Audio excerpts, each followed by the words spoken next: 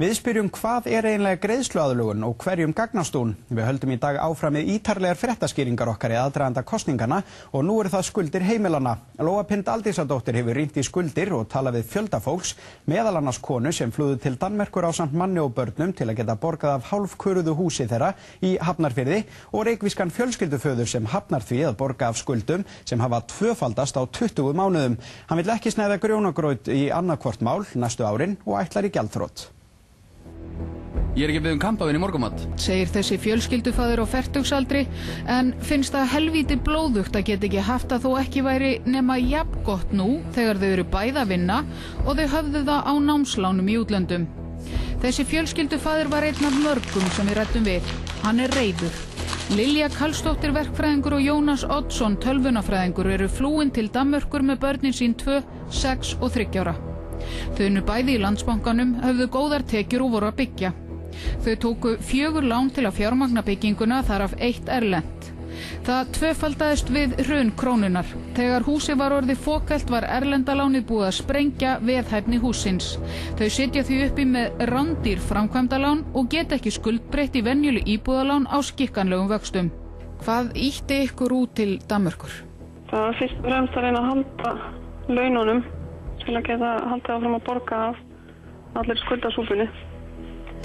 Bara líka að hafa atvinnu öryggi, það verður ekki í þessu sífellda óöryggi hver mánaðamót. Líka bara maður er búin að vera að strita í 2 ár við að byggja þetta hús og var svona að sjá fram á að þetta færi að lagast þannig í september, en svo skall þetta á mann eins og einhver hvirfilbyljir. Og það leitaði maður náttúrulega bara í að finna eitthvað sem gæti róað sálarteitur aðeins. Áætlanir þeirra stóðust, segir Lilja, en umhverfið brást. Það er náttúrulega bara útrúlega reiður og fannst þetta alveg svakalegt óréttlæti. Maður er einhvern veginn búin að halda öllu sína á hreinu og svo fær maður eitthvað að auka skuldi á 20 milljónir sem maður á bara verið bara að sætta sig við og bara borga af. Við erum í þessari verkáætlun okkar fyrst og fremst á þeim stutta tíma sem við störfum fram að kosningum að leggja áhersluna á það að koma atvinnulífinu í gang aftur sem er grundvallar atriði og að slá skjaldborg heimilin. Skoðum skjaldborgina. Hún er samansett af 4 megin uppinstöðum. Greiðslujöfnun, greiðsluaðlögun, hækkun vaxtabóta og greiðslu erfiðleika úrræði. En hvað þýða þessi hugtök fyrir lánin sem eru sum hver farin að belgjast upp í rjáfur eða upp fyrir þak og fyrir hverja eru þau? Greiðslujöfnun er fyrir alla sem eru í skilum með verð og gengistryggð íbúðalán hjá bönkum og sjóðum. Hún virkar þannig að þú borgar minna núna, meira seinna og í lengri tíma. Á endanum borgaru samanlagt meira nema gengið styrkist. Við fengum íbúðalánasjóð til að reikna út hvernig greiðslujöfnun gagnast fólki með 20 milljón króna fasteignalán.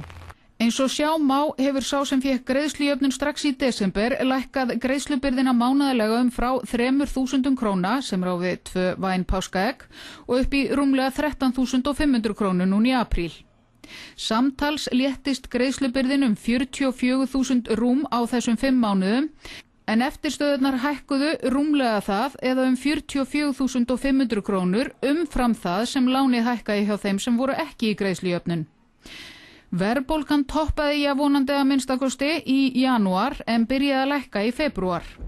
Greiðsluseðlar sem berast fólki í maí munu fara að sýna þessa lækkun á höfuðstólum verðtryggðra lána.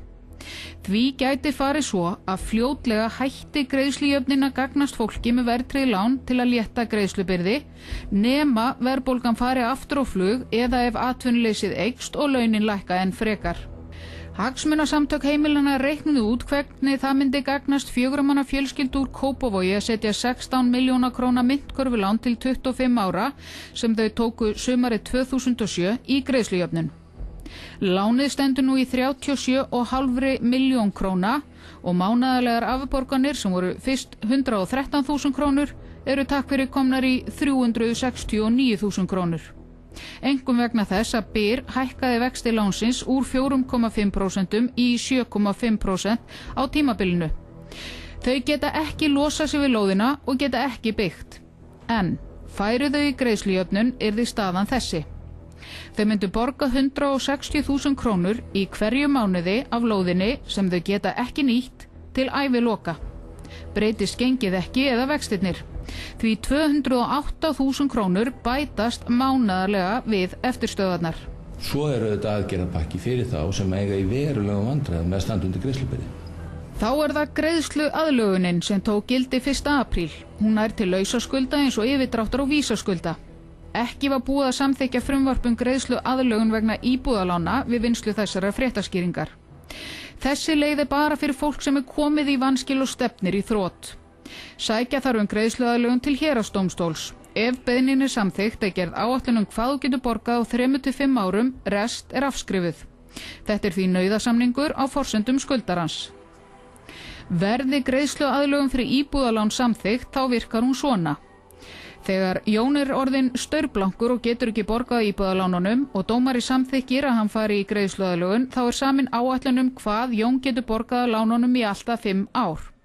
Á meðan hækka vextir og verðbólga lánið en vanskilakostnaður bætist ekki við. Eftir þessi 5 ár staða Jóns skoðuð. Ef fasteignaverð hefur haldið áfram að lækka, þá gæti staðan til dæmis verið svo að íbúð Jóns metin á 10 milljónir en hann skuldar ennþá 15 milljónir í henni eða 150%. Þá yrði veði umfram 110% aflétt af íbúðinni eða 4 milljónum. Jón heldur áfram að borga 11 milljónum en milljónirnar 4 sem út af standa þarf hann að semja við lánadrottna og hugsanlega gæti hann fengið þær afskrifaðar. Fjölskylduföðurnum sem ekkert að biðja lúxus á borðu kampaðinn í morgumat hugnast þessi leið ekki. Hann og konans keyptu 4 herbergja blokkaríbúð í úthverfi Reykjavíkur á tæpar 27 milljónir króna í ágúst 2007. Samtals tóku þau blöndu lána af myntkörfu og verðtryggðu upp á 36 milljónir króna, meðal annars bílalán, íbúðalán og námslokalán. Síðan 2007 segja þau lánin hafa hæst farið í 82 milljónir króna. Allt gekk smurt þar til krónan fór að hrynja. Og þeim féllu síðan hendur dag einn þegar sonurinn þurfti tannaðgerð og redda þurfti 55.000 krónum í hvelli, ella yrði þeim vísað út af spítalanum. Skömmu síðar, 3 dögum áður en bankarnir tók að hrynja, hættu þau að borga. Af hverju ætti fólk sem komið þarna á bjargbrúnna með sín mál, getur ekki staðið undir lánunum, af hverju ætti það að hneppa sig í 5 ára skuldafangilsi, veit ekki hvað tekur við að þessum 5 árum liðnum, frekar en að bara fara í gjaldþrot og geta einhvern veginn byrjað upp á nýtt eða farið út eða gert eitthvað? Þetta góð spurning, sko. Ég held að fyrir flesta sem að eru til dæmis konur giftu sér húsnæði fyrir einhverjum ára síðan og eru byrjað að borga lánunum sínum, þá eru auðvitað komnir inn í að borga, þeir eru búnir að borga kúfin af vöxtum. Það mikil eignaukning framundan í því að halda áfram að borga. Þannig að það nú ein rök og önnur rök auðvitað þau að þó svo þú hættir að borga þá ertu einhvers staðar að búa. Ef þú ert ekki búin að reisa þér hurðar á sem öxl og afborganirnar ekki meiri en sem svarar kannski það sem þú þurftir að greiða í leigu annar staðar, þá nú augljóslega hagurðin að borga. Nei, segir lúxuslausi fjölskyldufæðirinn, þó tekjurnar séu ágætar þá stöndum við ekki undir því að borga af 70 milljónum eins og lánið stendur núna fyrir 4 herbergja blokkaríbúð og bíl. Ef við höldum áfram að borga, þá eigum við eftir 10 ár, 12 ára gamlan bíl, ekkert í íbúðinni, sömu gömlu námsmannahúsgögnin og verðum með grjónagraut á borðum 3 í viku. Þetta bara líf sem ég nenni ekki að lifa, segir hann og ætlar í gjaldþrot. Það ekki þannig að þú eigir í sjálfu sér valið bara að kasta allu aftur fyrir þig og lappa út með hreint borð á morgun. Einstaklingur getur krafist gjaldþrotaskipta á eigin eignum. Það kostar alla jafna 250.000 krónur sem fjölskyldufæðurinn umræddi meira en tilbúin að greiða til að losna við skuldirnar. Það skuldir sem út af standa þegar lánadrottnar eru búnir að taka íbúð og bíl upp í kröfur sínar fyrnast almennt á 10 árum en margar þó á 4, nema lánadrottnar haldi kröfunum á lífi sem þeirra var rétt til.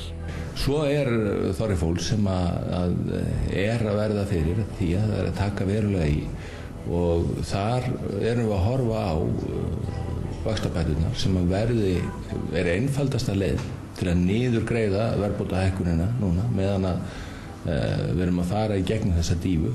Þriðja stoðin hækkun vaxtabóta sem ekki búið að samþykkja í þinginu. Hún fyrir alla sem skulda húsnæðislán og eiga minna en 18,2 milljónir í húsnæðinu sínu hjá hjónum en tæplega 11,4 hjá einstaklingi. Hæstu mögulegu vaxtabætur hjóna verða því nú 487.000 krónur. En aðstæður fólks eru ólíkar og vaxtabótahækkun gagnast til dæmis Lilju og Jónasi sennilega ekkert. Að öllum líkindum fá þau ekki krónu í vaxtabætur í ágúst.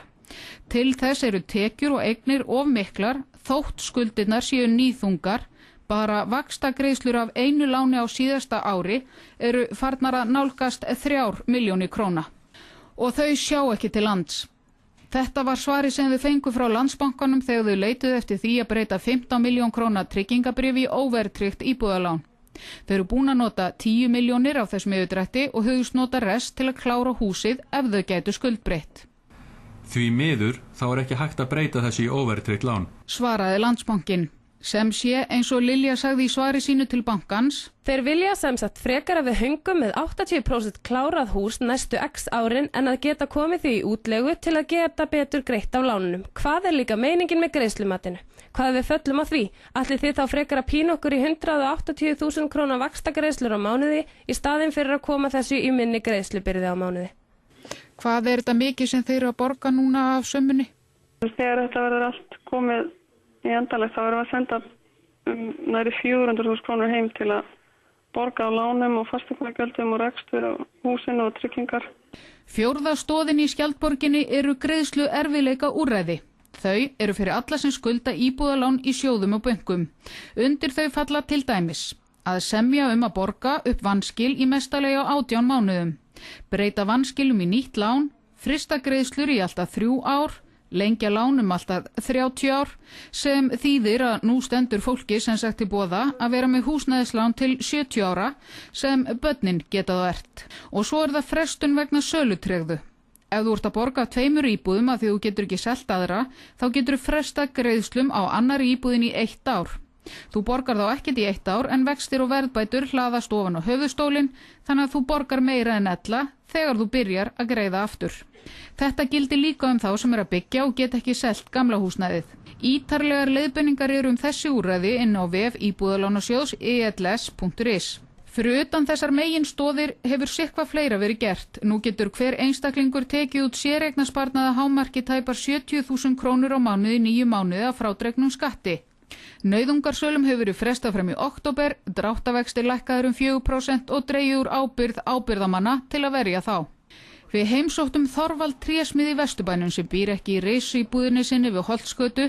Nei, til að komast heim til Þorvalds þarf nú að ganga undir göngin, fara bak við hús, þar sem hann búinn að hreiðra sig í bílskúrnum.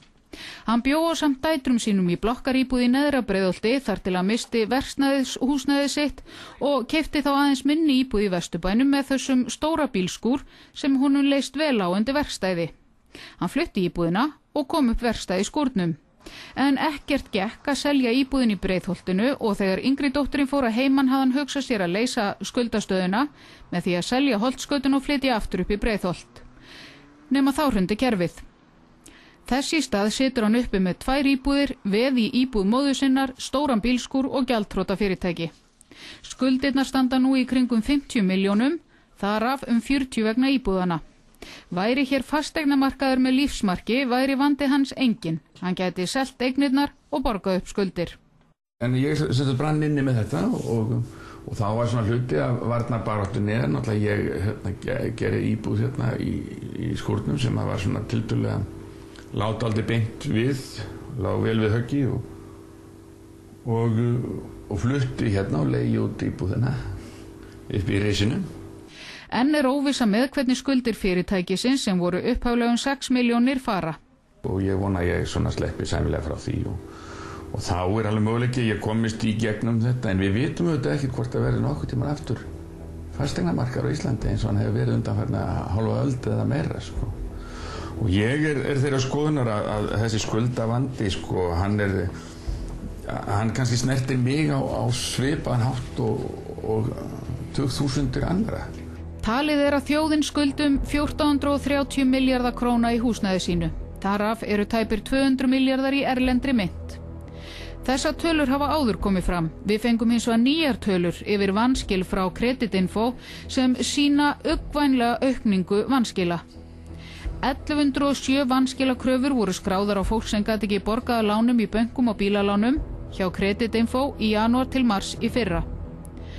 Þau voru orðin 3715 vanskilamálin á sama tíma á þessu ári.